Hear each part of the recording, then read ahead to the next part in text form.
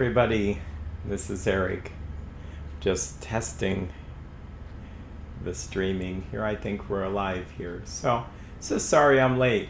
This happens. I've thought of moving it an hour later, and then it's like we're at 7. It would certainly give me time for urgent things that come up as a counselor, or what else would it do? It does make everything later, and there's some challenges with that. So we'll as you can see, I piecemeal this together with what I have.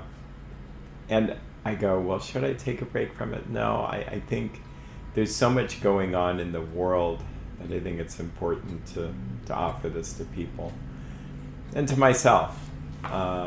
So what did I have planned tonight to talk about?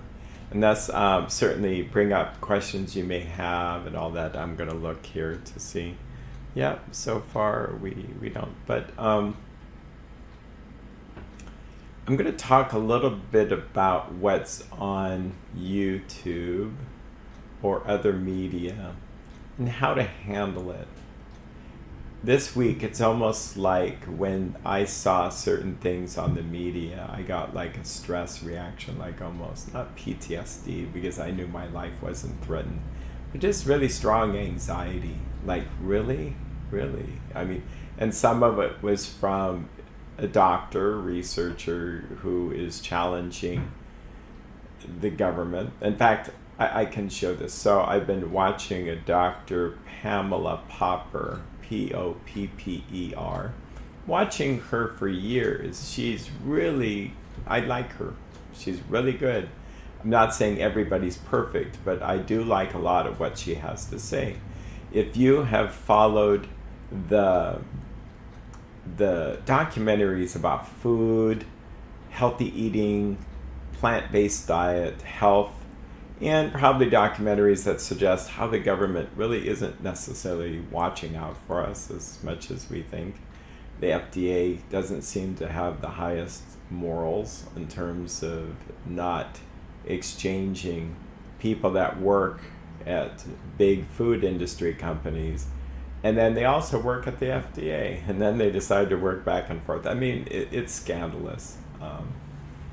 Well, she has been tracking the COVID-19, the pandemic, and her opinion is that a lot of this is not as accurate as it's being portrayed, that this is opportunity for government to have more control over our lives. And when I hear that, I tense up, like, really? Oh, I don't want to hear this. And vaccinations that will, again, this is about comfort, but I'm going to bring up some of the challenging things so we can talk about how to deal with this.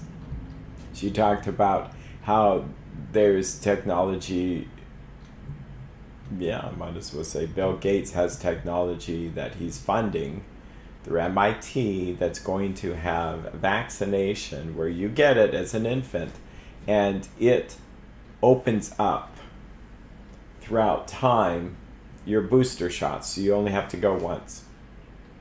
It's scannable, and this just doesn't sound right to me.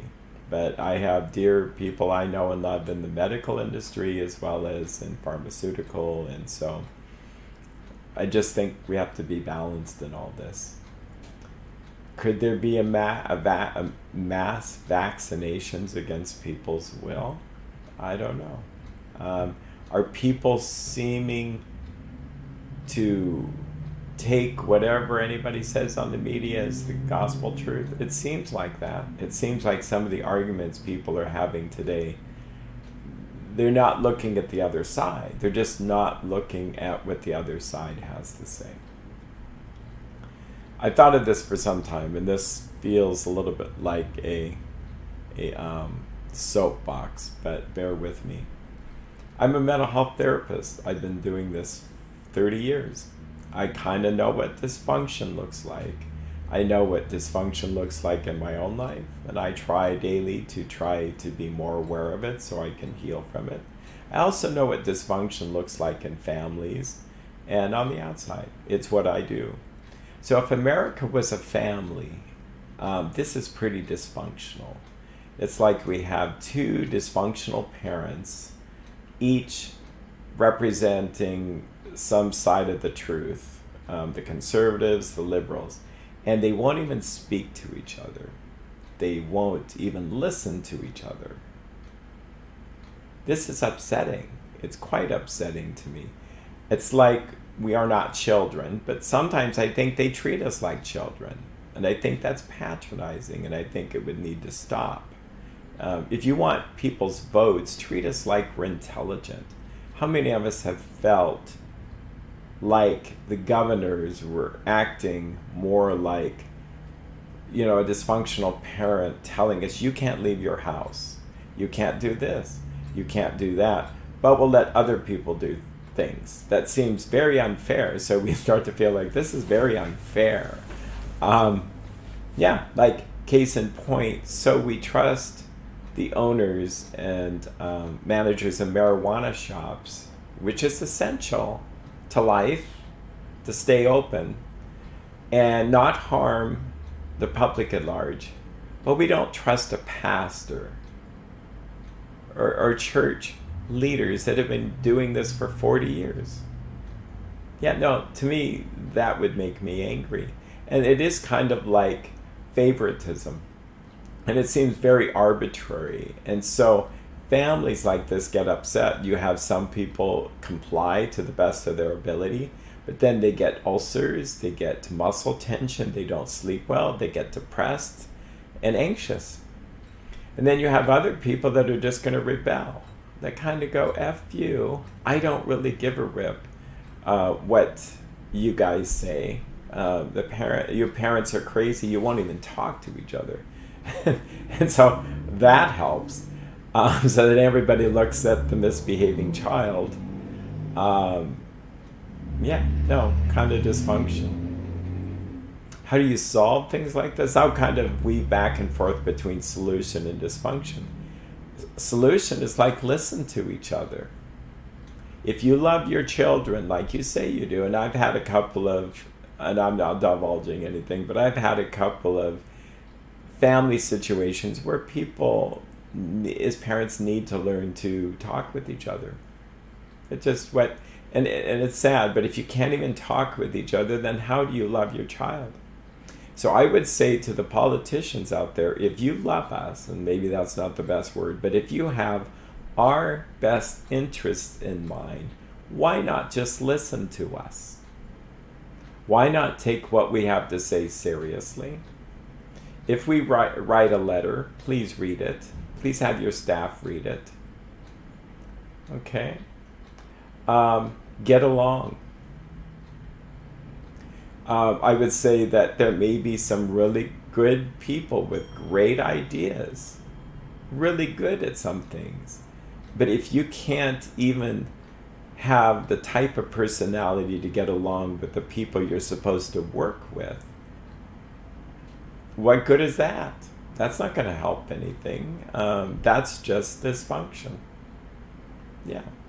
So learn to have a personality that's willing to work as a team. Yeah, house divided against itself is not going to stand. And now we have people protesting, which I think is refreshing in many ways. I think people need to protest this discrimination in this country. I think you have people on one side say, no, there's no racism in this country. This is all made up. That's like helpful. That's kind of what they said about the COVID-19. Then you have other people probably overreacting to this. How are they overreacting? Well, yesterday there were 12 people killed during the riots, and now there's 7 today. I don't know if that was in Brooklyn. That's not helping. I mean, it's very hypocritical. If you're trying to stop violence, then what are you guys doing? You know? Now, this is anger. This is what you get. And the problem is we could point towards the leadership. The governors in each of the states, all you have to do is look at your state, look at what's happening, and ask yourself, what part do I have in this? Okay? Don't look at what everybody else is doing. That's childish. And that's very immature, really. It's just immature to be pointing the finger at the other person and say, well, that's not my problem. Here's a saying I like, it's kind of like pointing the finger at one end of the boat that's saying, ha ha, your boat is sinking. No, we're all in the same boat. So the solution is to listen to each other. And I'm not amazing as a therapist, but I will say that sometimes it's amazing when I see a mom and a dad who may have been fighting in court for years somehow go to any therapist, maybe me, and I'm so tough with them. The type of talking I'm talking tonight is kind of the same kind of talking I talk with them. I say it's like your child, every time you speak poorly of the other side, you're stabbing them in the heart because they love both of you. Now, I may disagree with one political party over another, but the reality is this country seems to have both parties here. We're in one boat. I have to learn to love everybody. And how do I love them? By respecting them enough to look at what part do they have that's correct. What can we agree on? Yeah, what can we agree on? The mom and the dad that lay aside their weapons, they start seeing that their child is really sick with a number of symptoms. It's actually beautiful to see that they actually don't have to become friends, but they can work together for a common goal, which is helping their son or their daughter. I do appreciate from the AA book something that says we will lay aside, we avoid topics that lead to dissension that would divert us from our primary purpose, which is to stay sober. So could we lay aside all those topics that would lead to dissension? Let's start with that, laying aside all the topics that lead to dissension. But what is our primary purpose? To survive, to find peace, prosperity, happiness in this world, to find equality. And some of these things are important to fight. And I'm not saying there shouldn't be some kind of protesting. It actually warms my heart to see rows and rows and rows of people walking. I mean, I saw the footage on Pennsylvania. I think it's really important to protest peacefully. I also think that the people that are violent out there, the government, the police need to do something about. And I think the governors need to stop thinking of people, well, I won't say this, but the media.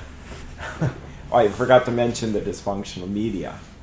You have the media who is trying to dispense the information, but they do it in such a nasty, sarcastic, belittling way.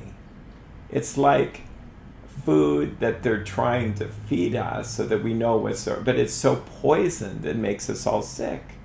How many of us have gotten muscle tension? And it's weird. It's kind of addictive in a strange kind of way.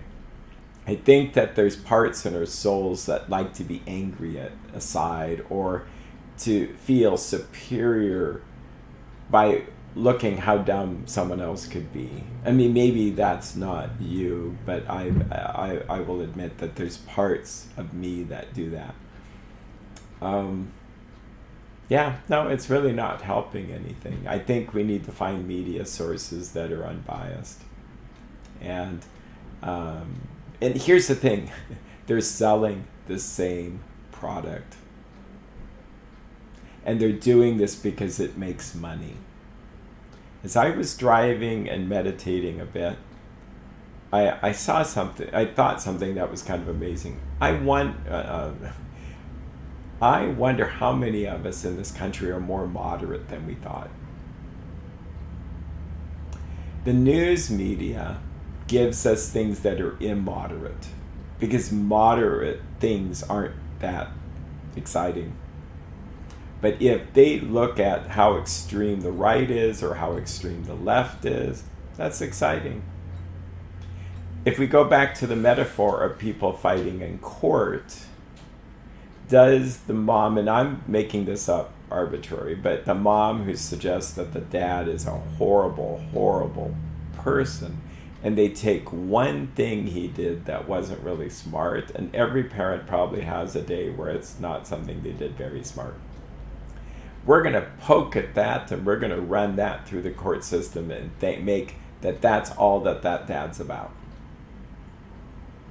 Yeah, that's what I think the media does. They go and try to find the most wicked thing about one side, hold on to that so we can all cheer and say, oh, how bad those other people are. Is that healthy for us? No, it's just dysfunctional. Has it ever solved anything? Has it actually... Have you ever seen someone say, my gosh, after watching CNN or Fox News or NBC or ABC or The Blaze or whatever, wow, I'm converted to the other side? No. So then you have to ask yourself, are they doing this to actually help us better our lives? No, it's entertainment. It's really entertainment at this point. And then one has to ask, well, do I want to be entertained this way? Yeah. So, enough of that. Am I unloading my garbage onto the world? No, I think I wanted to share that because I think maybe there's other people that feel the same way. I think that what this also has done is made us even afraid to talk. There's a phrase that I learned from a client who got it. I think I was actually at my daughter's school, elementary school, and I saw this sign on the wall, and a couple of them. One says it's okay to be angry, but it's not okay to be mean. And I like that. It's okay to be angry about all this stuff. It's just not okay to be mean.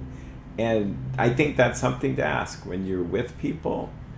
You see protesting. Is there something mean going on? Then don't be part of that. And I try to ask, am I being angry or am I being mean? Am I being mean-spirited? Okay. The other phrase, let me think if I can remember that.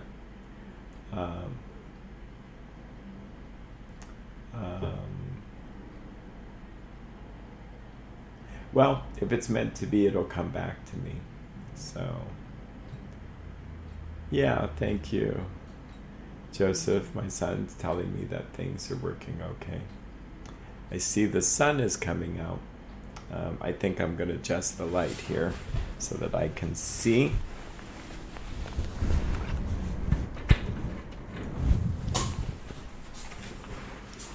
So, solution. What is the solution to the dysfunctional American family? Listening. We need more listening. We need to, and my son just happened to be taking a class in college and he's studying communication, and it brought back old memories about active communication, active listening. You know, there's listening, but it's really active listening is way different. It's like really focusing your attention on what the person's saying. Eyeball to eyeball. Trying to look at the words that they're saying and trying to understand more clearly what they mean by those words. Let's talk about passive listening, is where you're not even looking at the person. You may be looking at a cell phone. You may be just not paying attention. You get bits and pieces. It's like skimming a newspaper, skimming the internet. There's types of listening, and I may not have it as well worded as my son has because he's studying it, but there's listening where I'm just thinking about what I'm going to say next. So I'm really not listening to you. I'm thinking about how I'm going to use those pieces of information, what you said, to just tear you down by looking at how stupid that was to say, or why did you use that word? Yeah, that's not listening, and it's not constructive. It's kind of like building a case. It's like what an attorney does. No offense to them, but that's what they do, is they listen to the witness to see how they can pick apart their argument. Boy, is there a lot of that going on. whether it's the media asking questions of government officials, whether it's us listening to the governors, the people that are trying to help us, or in our minds think they're not helping us. Let's see. Well, the right and the left listening to each other. Are we just listening with the intent to try to pick apart what they're saying? Yeah. Yeah. I really wonder. There's other types. Maybe my son will type in the bar here the types of non-active listening that might help refresh my memory. But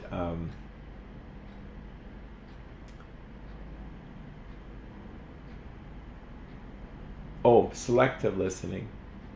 You just hear what you want to hear. This happens. Yeah, we pick and choose what we... There's types of listening where we don't listen to the emotion underneath. There's two levels of listening.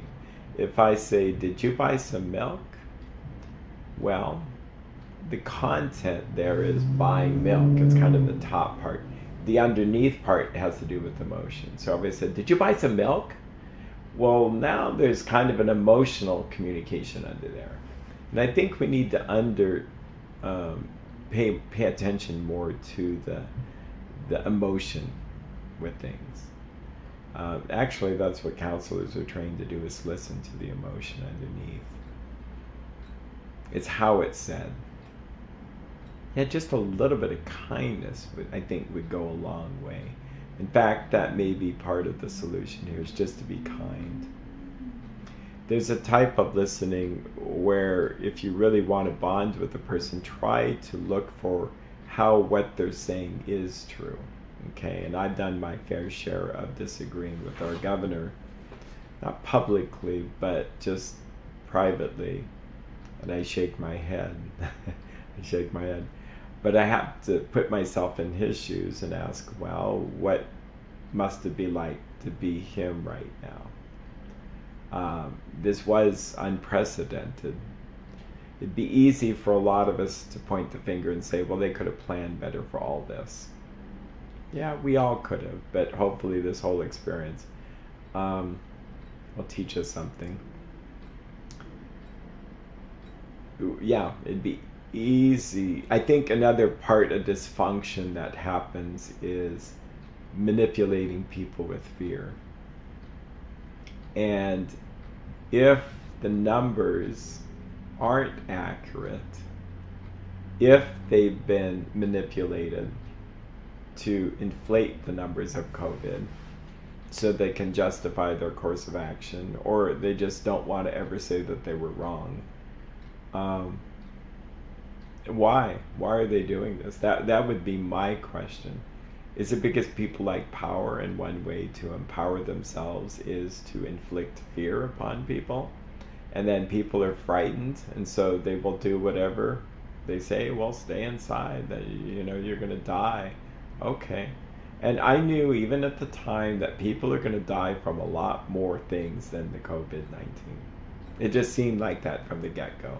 Yeah, maybe there could have been millions of people dying, but the reality is right from the get-go, there were people shaking their head and saying, nope, I'm not sure about this. For instance, if you just look at mankind, and yes, we have afflicted damage on the earth and damage to each other. We have misused radiation. I mean, there's some scary things, things melting down, Chernobyl, all that disaster. So I don't put it past us that we could actually kill ourselves. I do believe God's in control. But here's the deal. With viruses and all this, so let me get this right. We have years, histories, and I'm not an epidemiologist, but we have histories of viruses and stuff like this. But now we have one that comes out of nowhere. Well, it comes out of China. And it's going to kill us all. Now, if it was man-made, I could believe that. But just nature is just going to allow something so huge and catastrophic? Really? Really? Yeah, that's kind of hard to believe. And then I ask everybody I meet, and I'd encourage you to do this. You would think after 3 or 4 months of this, we might just ask, how many people do you know with COVID?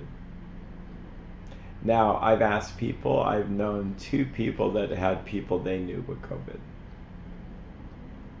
Yeah. Is it an emergency? I think many of us have felt that it hasn't been an emergency in a while. So, what do I do with all this anger? What do I do with all this fear? Get it out. Better out than in. But it has to be constructive. It has to be helpful. This is the way I want to be. I don't want to be part of the problem. I think this sounds really challenging, but I think it's really important to do, is look for what I'm mad in the world first in myself. It's like if I'm mad at how, let's say it's a trash problem, the whole world's littered, but my own yard is covered in litter. Let's start there. Really important to start there. Because if my own yard is cleaned up, it's actually beautified, maybe people will go, wow, I like that place. I want what he has.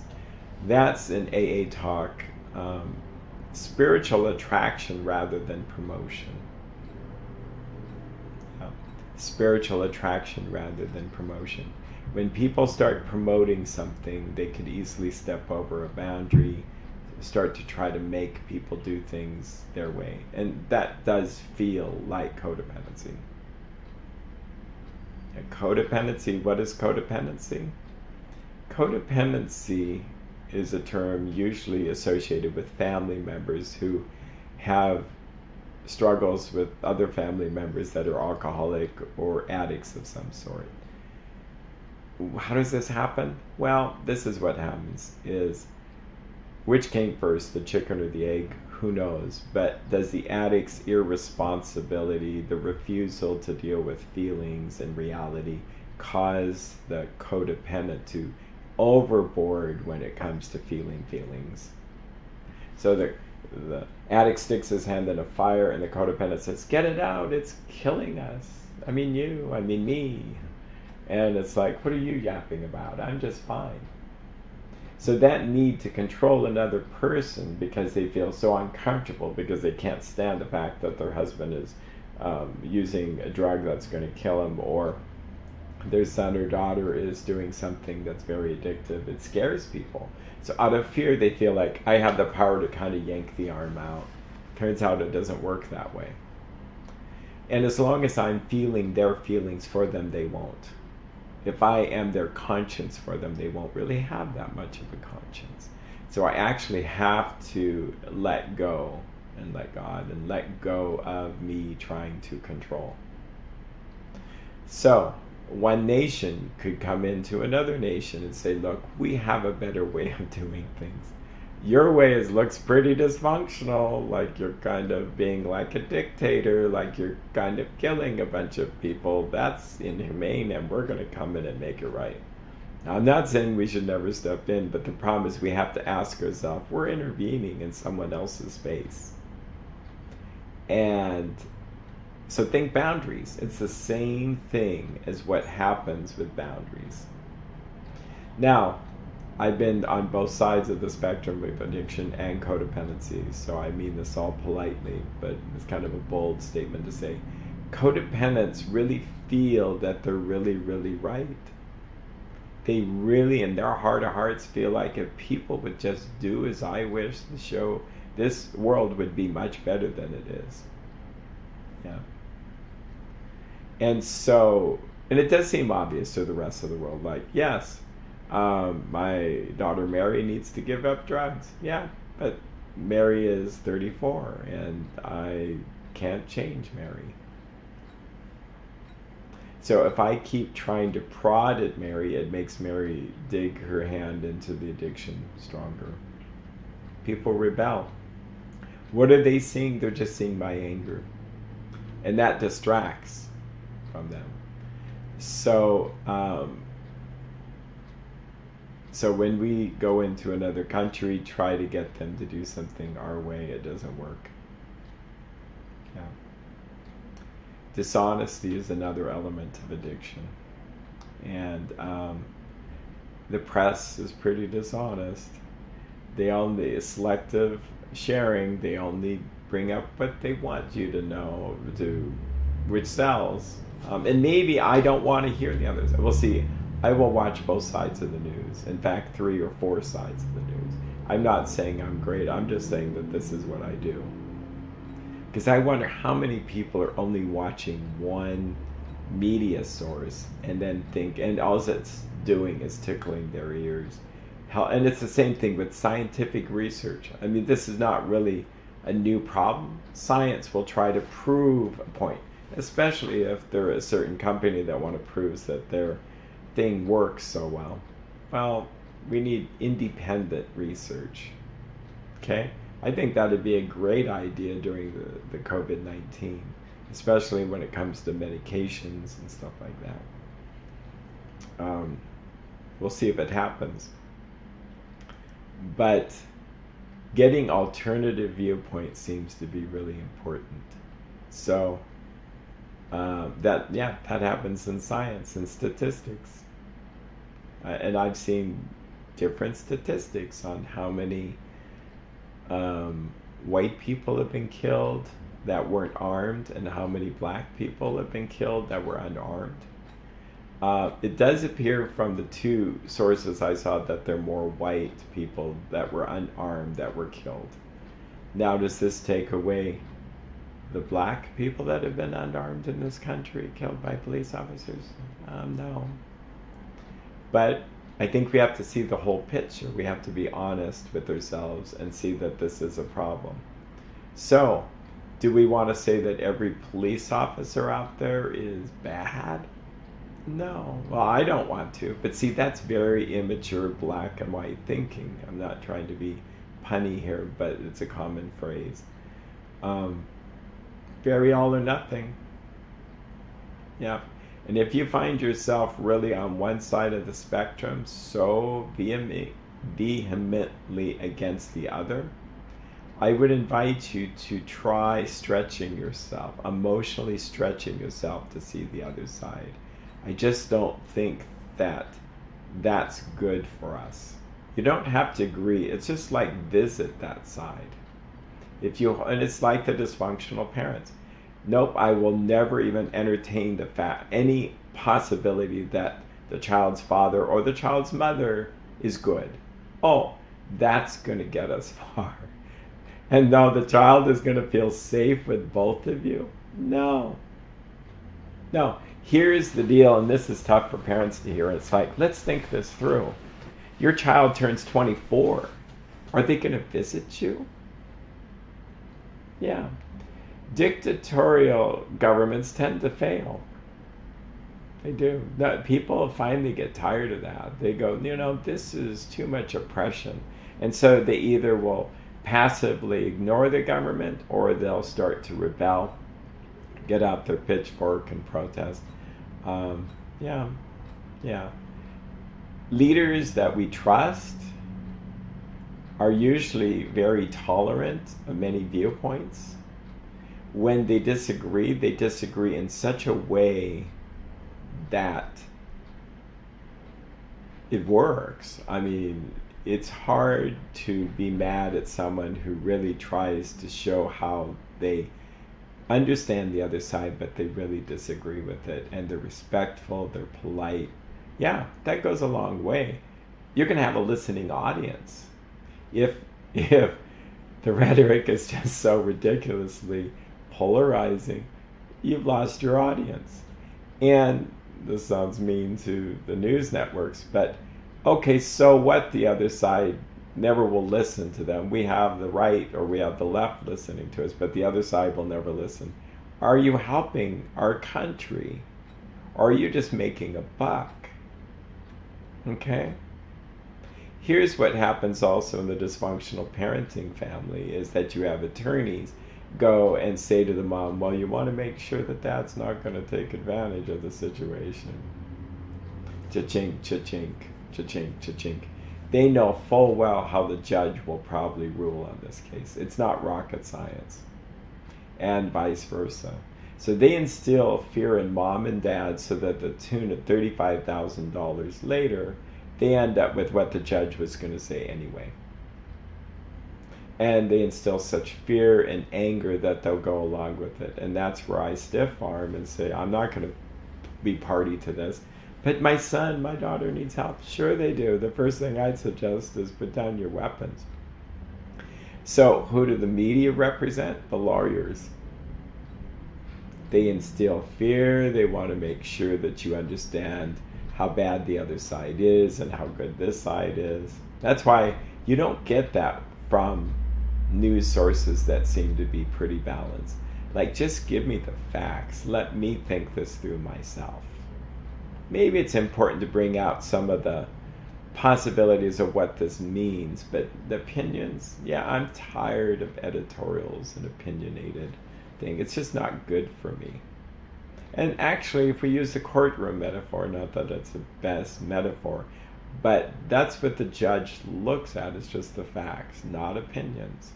I mean, opinion, they do expert opinions and stuff, but yeah, really, it's about the facts. So, the circle of influence and the circle of concern. If I want to be influential, I may have a circle of influence. Okay. Now, if my circle of concern is bigger than the influence, you're not going to listen to me because I don't have as much influence as I have concern. Now, if my circle of influence is bigger and my circle of concern is smaller, guess what? You'll listen to me. So how do you increase the circle of influence? Empathy, listening, rapport. By the way, kids will probably follow their parents' leads when they feel like the parents really have their best interests in mind. So I would encourage governors, I would encourage anybody who's representing the hearts of the people that get voted in to start doing that. Police officers, I think, do, for the most part, a pretty good job. I mean, now you're going to have a whole bunch of people mad at me by saying that. But if you're only looking for how something doesn't work, that's all you're going to see. But for the most part, and here's where I don't like the word argument, but this racist situation, unfair brutality needs to probably stop. But how often does it come up? Well, it seems to be coming up more often. But really, if this came up every single day, we would address it sooner. I think leadership needs to take responsibility. Like, I'm surprised. I'm really, really, really surprised, and this is just my opinion, that the police chief, the administration, who first hired these 4 police officers, who trained them or did not train them or did not know them well enough to know that this is how they treated George Floyd. Like, really? And I haven't heard one hint that they should be held responsible. If I go and have a bad experience at a restaurant, I want to talk to the manager. And if I don't get satisfaction, I talk to the owner. I hold that owner responsible. The owner can't come to me and say, well, that's the waitress's fault or the server's fault. So, no, I hold you guys responsible for this, for that mindset. I think if there's good that's going to come out of this, and it's a shame that it had to happen this way, is that there needs to be more oversight and honest oversight. and non-biased oversight in this. Do we want the media to really represent whether something's good in our country or bad? Oh, yes, we trust them. No, I think we need, I mean, it needs to be covered, but I think we need oversight in a different way rather than just have the media tell us whether something's good, whether something's broken or not. Yeah, yeah, I think that's something we need to ask ourselves. I think we can't, these things are delicate. You can't just get rid of all the media. I mean, that's free speech. We need to know the information. It would be like, well, let's just wipe out half the family. That's bad. Let's just take them out and get rid of them. Well, you have a family. You have to work with that family, and and that's where patience, tolerance, kindness, for those that pray, getting on your knees and praying for them. That's how we solve this. Someone said that the measure of a family is how well they deal with conflict. Yeah, conflict is always going to be with us. And I'd say I've heard a lot of people, bless their hearts, say, I really don't like conflict. I don't like it either, although sometimes I wonder why I jump in the middle of things and try to help. But yeah, I don't think many people like conflict. So, if that being the case, we ask ourselves, as a nation, as a family, how well are we at dealing with conflict? Do we run and hide and I don't want to have anything to do with this? I want to finish my Sudoku puzzle and get me my latte and I just want to watch happy things on TV? Or do I egg on the conflict by, hey, there's a fight, and you watch these people fight each other for entertainment? Yeah, that happens. It seems to be human nature. It seems a little bit better when it's professional boxing and fighting or some sports events back and forth versus it happens in the high school and everybody wants to watch the fight. Yeah, there are a lot of people that can be helped and could be, well, it's an opportunity for all of us to grow. For instance, and this sounds really harsh, I'm being kind of harsh today, but here's the thought. And I mean this to myself because I'm 57. Do I feel as old as I should be? I don't mean old in that way, but mature. Am I acting mature in my responses? I think I want to use this experience to grow up more, to have more adult conversations with people, to be a better listener. Think Mr. Rogers. If Mr. Rogers were here, what would he do?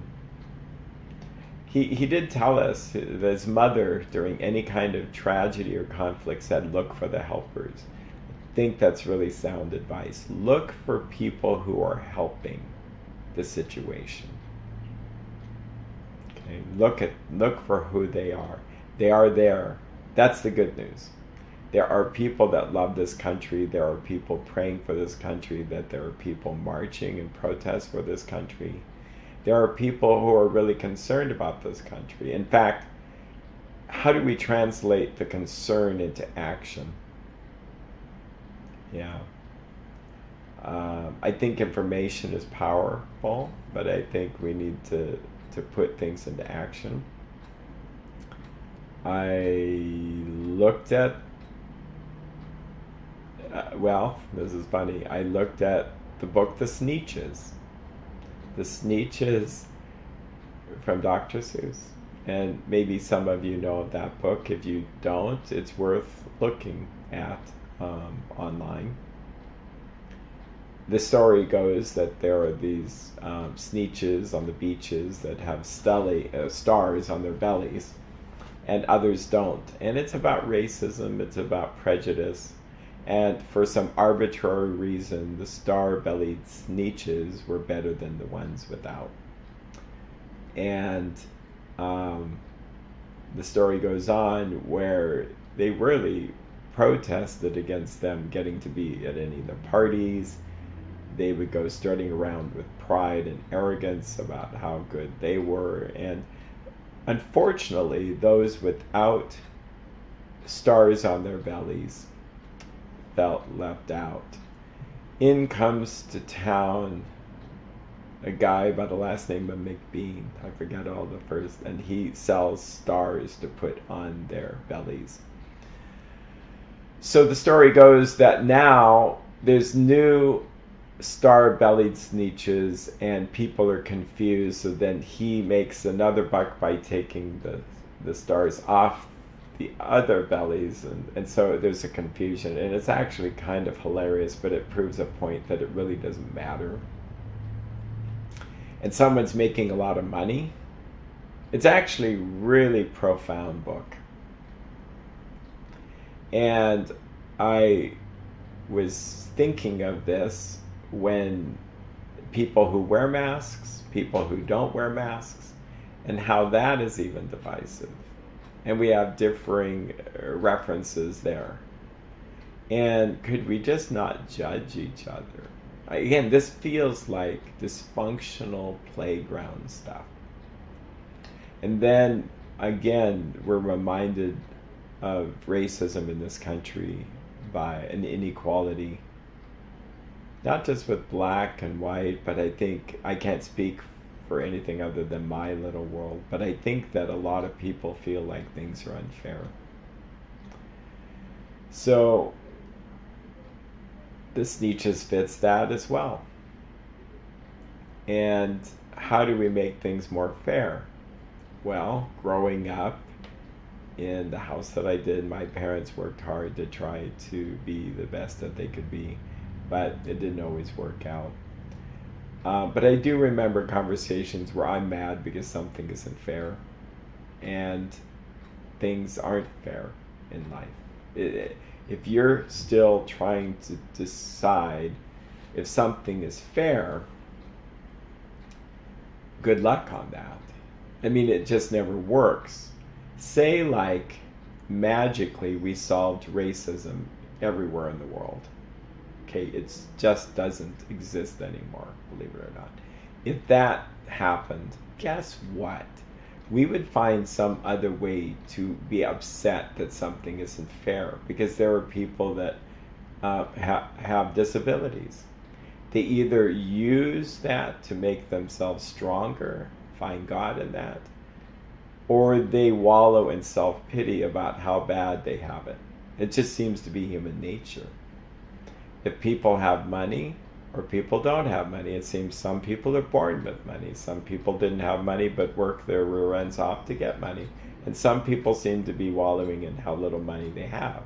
Or there's people that had money but lost it just easily by some unfortunate medical event.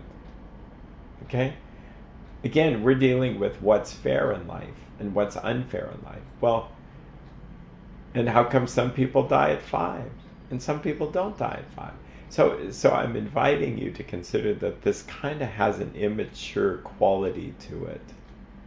I'm not saying we shouldn't try to make things more equitable. In fact, I've heard people share, and I'm trying to get different media sources within reason. I'm trying to live my life, but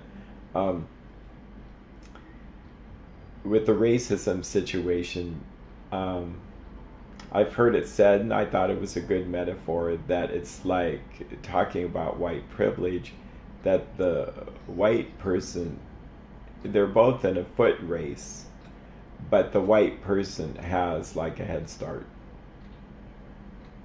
That made sense. Actually, I'm just inviting the world to consider this. If we buy into this approach, I think another way to put it is we're at the starting line, the white people, and people of color actually are, through years of oppression, through mindsets that were put upon them, or even they bought into, or certain parties have just been promoting this, that keeps them held back, that they're 200 yards behind, well, 200 feet, it shows you my understanding of foot races. 200 feet behind. Yeah, I think it's a better metaphor to suggest that they don't have the equal zero. Well, it's all relative, but I think of it that way because it represents that for them to succeed, and one of the arguments to say, look, this is more in your mindset, and you have to get over and get through what happened to our ancestors, because this produces white guilt. I see I have a battery going low. So I'm going to take a break. Hold this thought.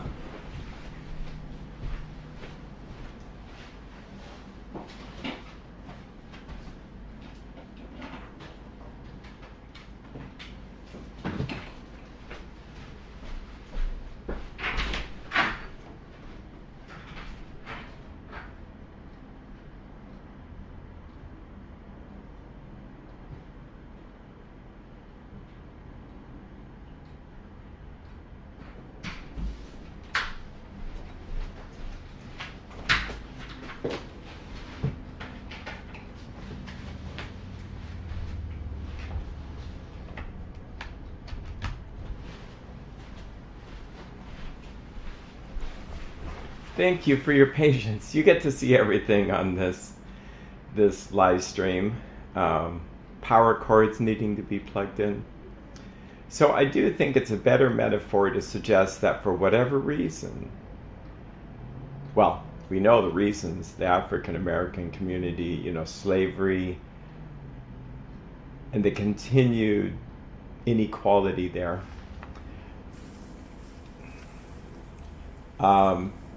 That for them to succeed, and they do at times, they had a longer race to fight. And I think that if I look at pro athletes that are African American, and they do tell stories that they go into a store, they're in their neighborhood, there's so many extra things that they need to do to fit in with society, and it's kind of heartbreaking. And I think that white people should, well, I invite you to be aware of it. I like a podcast so far of this guy, I'll put it in the credits, but if you YouTube an uncomfortable talk with a black man, and I think his last name is Acho. My son might be able to help. He's a football player. I like the topic.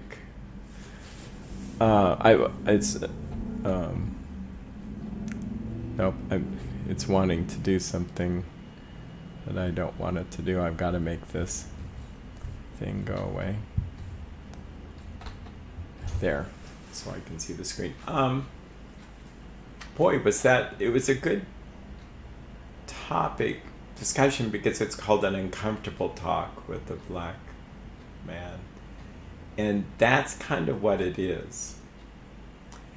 There's times I feel guilty. I feel like I overthink. I don't want them to think that I think that. And then it just gets very tense.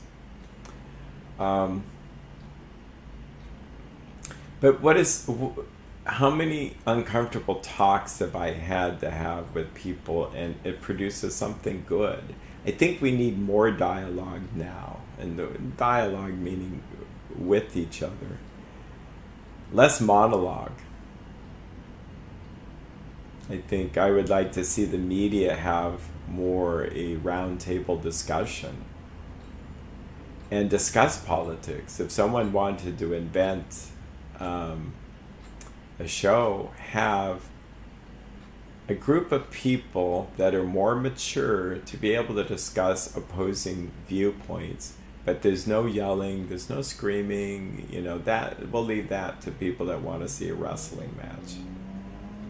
But yeah, I want to be educated on both sides. It takes a lot of time to watch the same coverage of the news just from different viewpoints.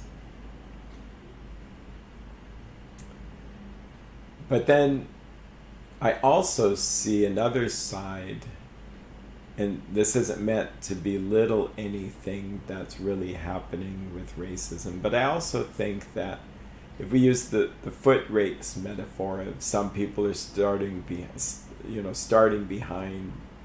the starting line, There's lots of people that have that. There's lots of people that grew up in a family, white, black, brown, any other color or race, that it was just pretty dysfunctional. And it was so dysfunctional, some people say, I'm not going to live like this. And they go make more money, they go get an education, they kind of do the opposite of their parents. And then there's some people that stay in the dysfunction.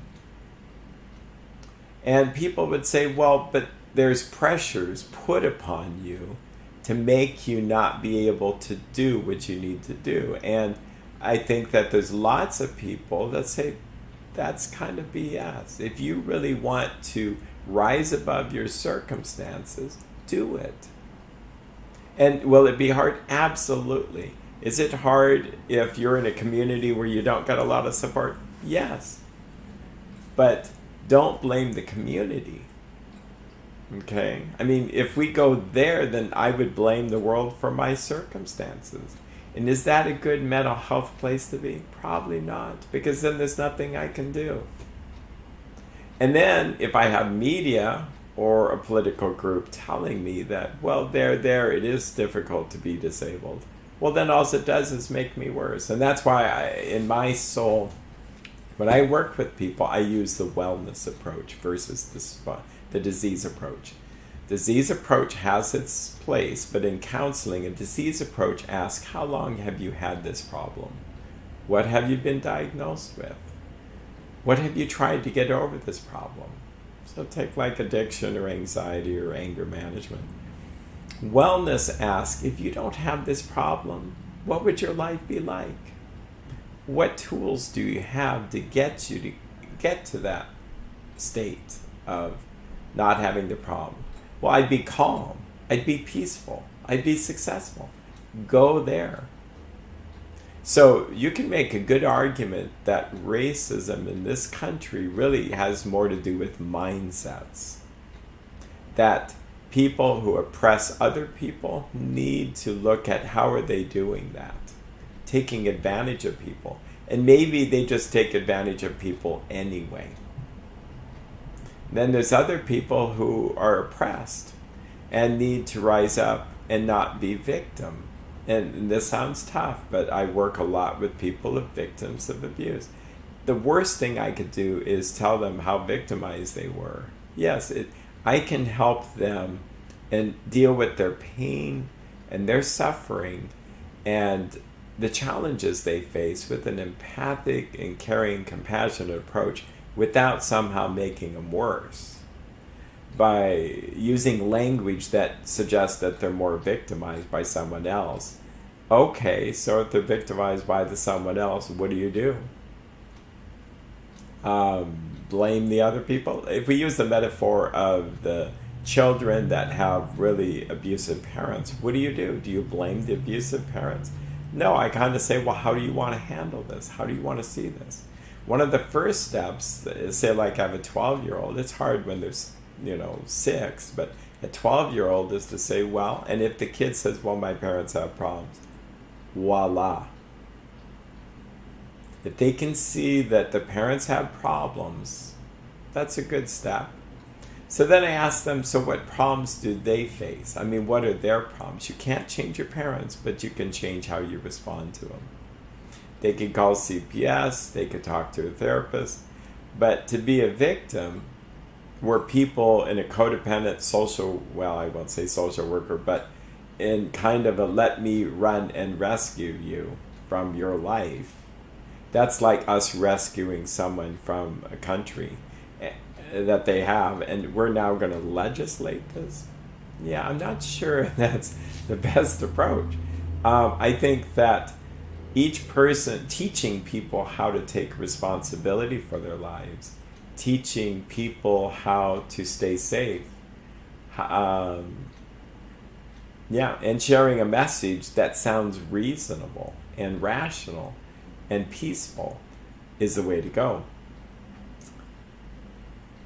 Yeah, like I've heard a lot of people talk about the challenges with Facebook or any social media, and it wasn't Facebook per se, but there were a couple and they feel like they can't really say what they want to say because they're going to be judged.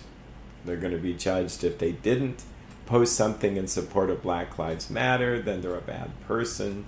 If they even wanted to share, yes, Black Lives Matters, but guess what? It matters to everybody right now.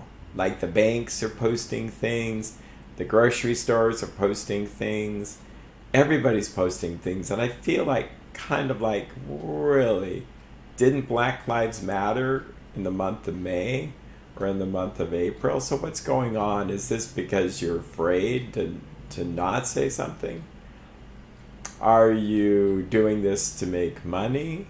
You know, to me, that just feels funny to me, and that's just my opinion. I think we need to do more than just post something. And here I'm posting a video, but I think that each of us, if we pray and say, what part do I have in racism or division, and try to have a bigger perspective than how we see it, because what can I do to empower people? And that's where I kind of feel like I'm doing that anyway. I think we need to admit when we're wrong. And if I make mistakes in communication, I need to say, I'm sorry, I'm not listening, or I'm not hearing what you're saying. Or I may need to be honest with people and say, I actually disagree. And either they're going to be mature enough to want to continue the conversation to hear what I have to say, or they're going to shut me out and say, no, I don't want to hear it. It's like, well, what can I do then? But if I shrink back and don't have conversation, I think that's a problem, because it's dysfunction. Yeah, I would rather talk than beat each other up. Yeah, talk, and obviously not emotionally beat each other up, but also not beat each other up physically. Some of these things that parents say that are healthy parents could apply to us now. Like, use your words. I would say to the violent people, use your words. Yeah, use words that tell us what's going on rather than hurting people. I think the other advice I have, boy, I'm full of advice, and maybe I'm full of it, but I feel like we need to take a 10-minute time out. We need to take a break. Just stop tweeting for a while. Stop posting for a while and just think before we do these things. And yeah, I guess I can say this. I like some of the things that the president has done, but I think that if you could just stop tweeting, you know, I mean, how is this helping anything? You may have good ideas, but guess what? Only a certain type of people are following you. And maybe there's a lot of people following you.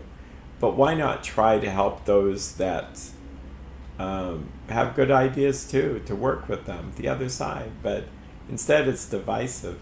And yeah, even when there's such good ideas, but guess what? The divisiveness is somehow, I'm trying to avoid the word trumping things, but the divisiveness, it shows you where it gets. It doesn't really matter if you have good ideas or not, if no one will listen to you.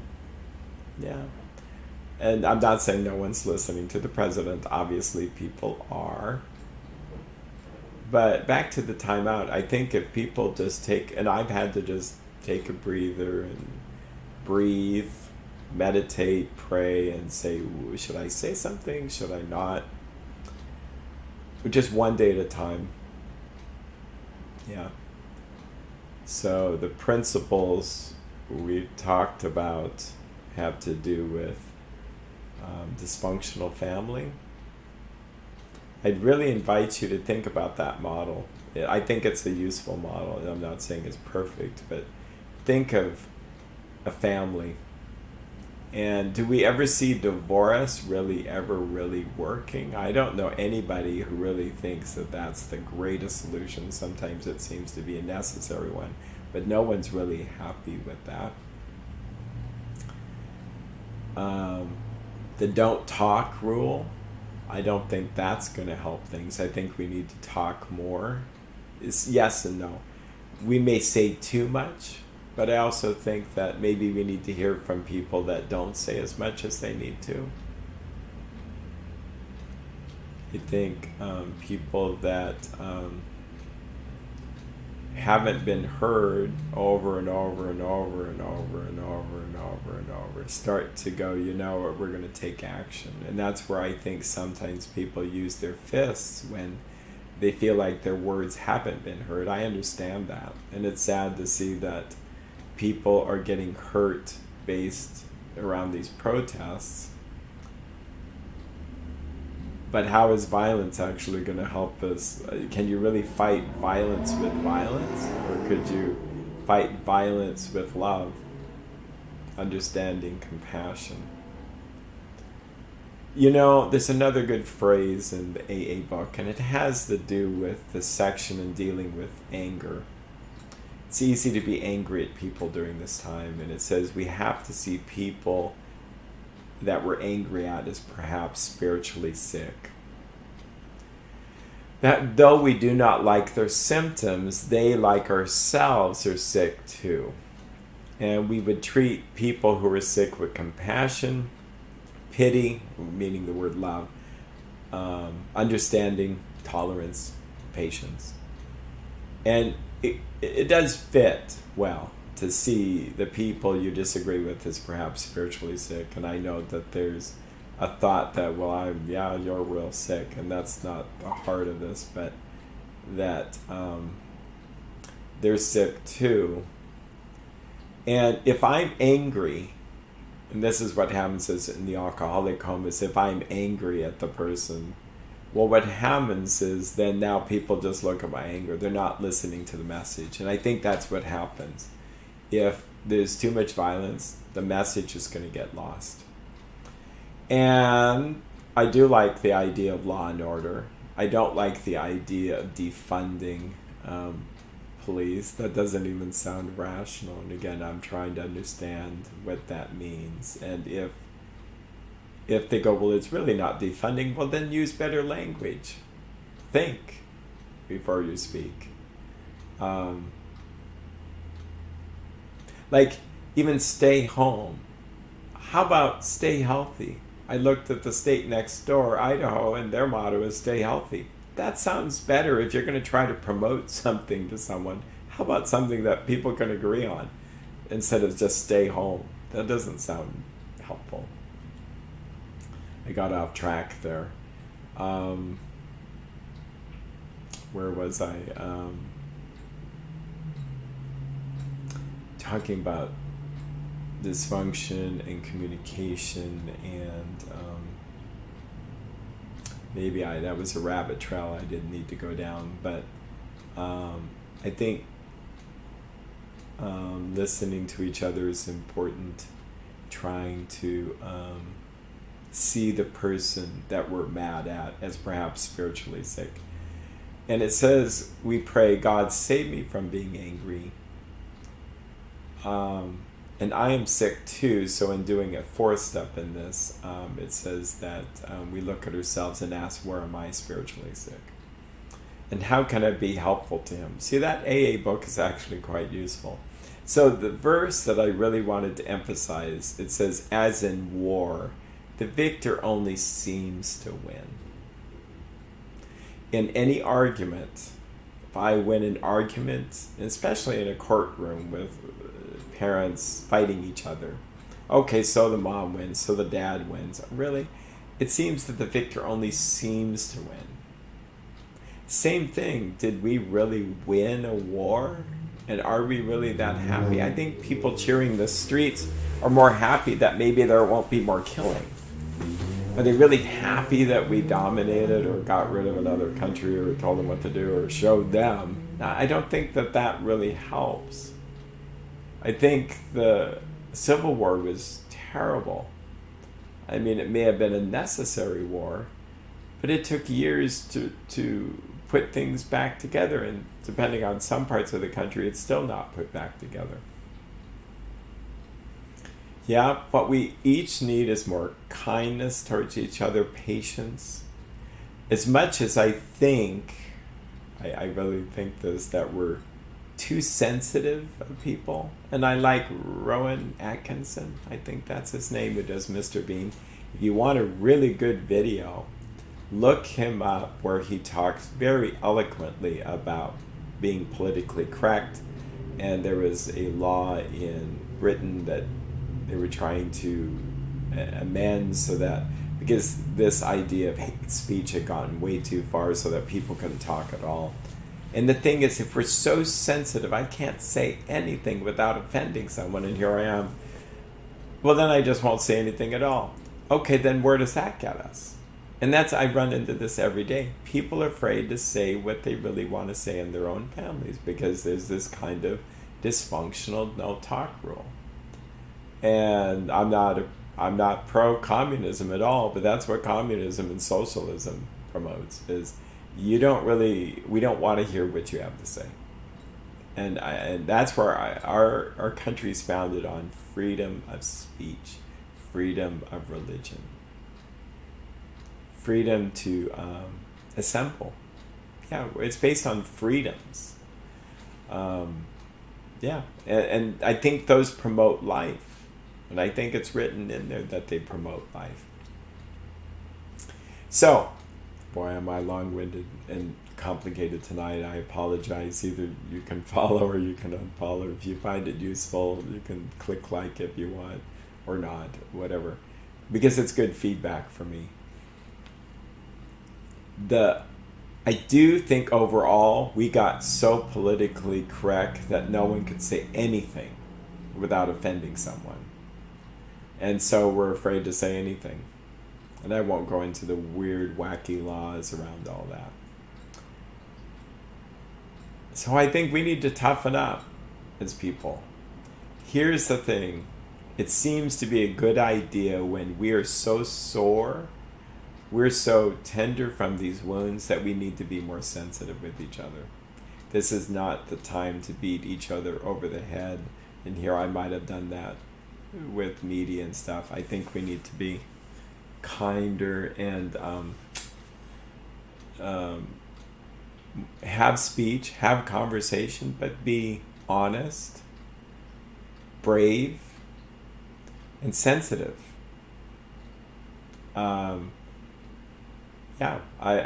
think it's really important to have these conversations and to not be afraid to have them.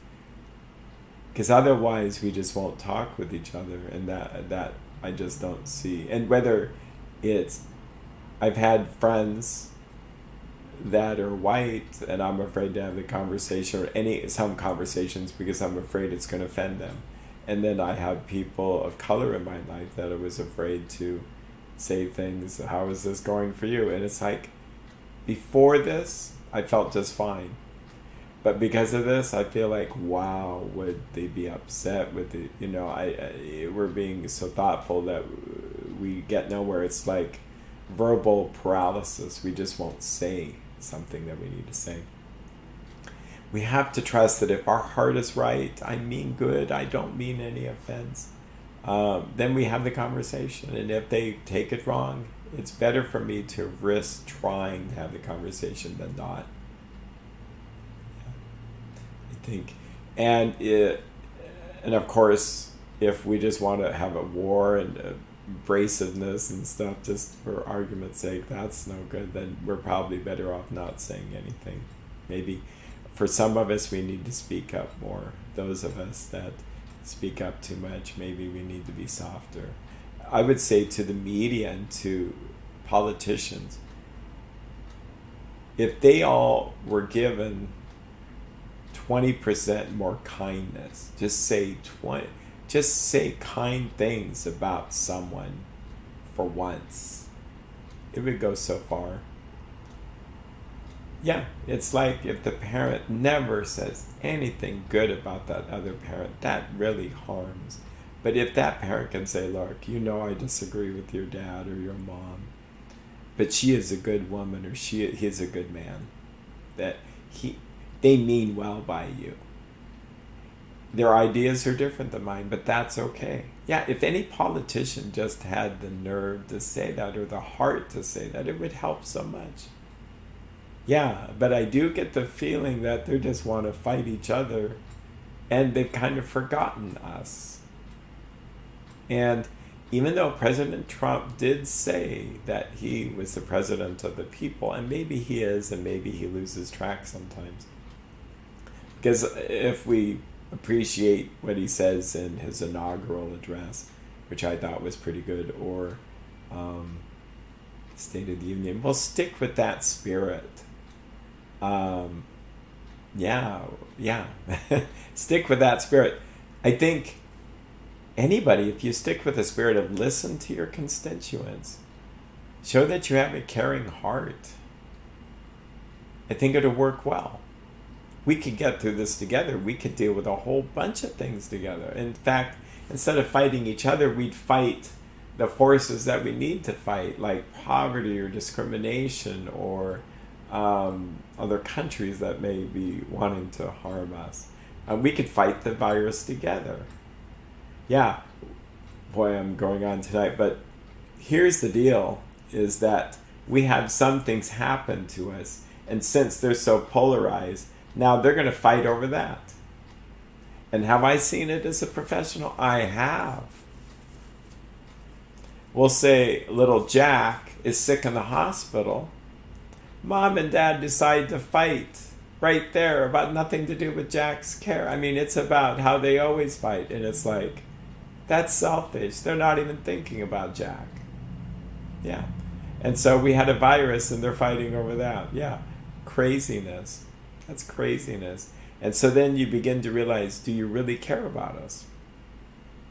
So I would invite you to say, show that you care. And I think all of us, including myself, can get off track. I mean, I'm no saint.